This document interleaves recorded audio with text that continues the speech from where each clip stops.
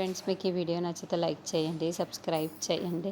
Rudrani dining table దగ్గరికి వచ్చి ఈరోజు చాలా ఆకలిగా ఉంది, ఎలాగైనా సరే ఎవరి కోసం ఆలోచించకుండా నేను తినేయాలి అని చెప్పేసి అక్కడ కూర్చొని ఉంటుంది.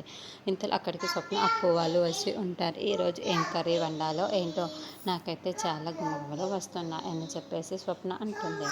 ఆ మాటలు వినగానే అక్కడ ఉన్న రుద్రాని అయితే ఒక్కసారిగా షాక్ అయిపోయి నాకేమీ రావటం లేదు అని చెప్పేసి అంటూ ఉంటుంది. ఇంతలో అక్కడున్న రుద్రాని మాత్రం ఏ కర్రీస్ చేశారో ఒకసారి చూద్దాం అని చెప్పేసి మూతలు తీసి చూస్తూ ఉంటుంది. ఇంతలో అక్కడున్న ఫిష్ని చూసి ఒక్కసారిగా షాక్ అయిపోతూ ఉంటుంది. ఇదేంటి వండకుండానే ఇలా పెట్టేశారు ఈ ఫిష్ని అని చెప్పేసి అంటూ ఉంటుంది. ఆ మాటలు వినగానే అక్కడున్న ఇద్దరు అయితే ఒక్కసారిగా షాక్ అయిపోతూ ఉంటారు. ఇంతలో అక్కడున్న రుద్రాని మాత్రం చాలా భయపడిపోతూ వెనక్కి వెళ్ళిపోతూ ఉంటుంది.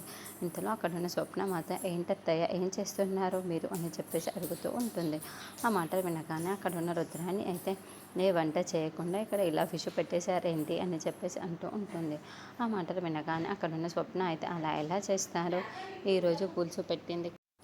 ఇంతలో అక్కడున్న రుద్రాని మాత్రం చాలా కోపం, ఓసే పిచ్చిదానా చూడ ఇటువైపుగా, అక్కడ ఏముందో అక్కడ వండకుండానే ఆ విషయం అలా ఉంది అని చెప్పేసి అంటూ ఉంటుంది. ఇంతలో అక్కడున్న అప్పు మాత్రం అలా ఎలా కుదురుతుందండి, చూడండి ఇదిగోండి పులుసు కూడా పెట్టింది కదా, చాలా మంచి స్మెల్ కూడా వస్తుంది కదా, ఈరోజు నేను చక్క తినేస్తాను అని చెప్పేసి అప్పు అంటుంది.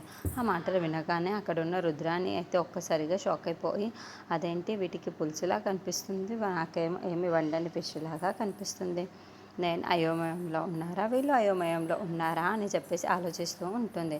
ఇంతలో అక్కడున్న అప్పు మాత్రం ఏంటండి అలా ఆలోచిస్తూ ఉండిపోయారు, తినండి కూర్చోండి అని చెప్పేసి అంటూ ఉంటుంది.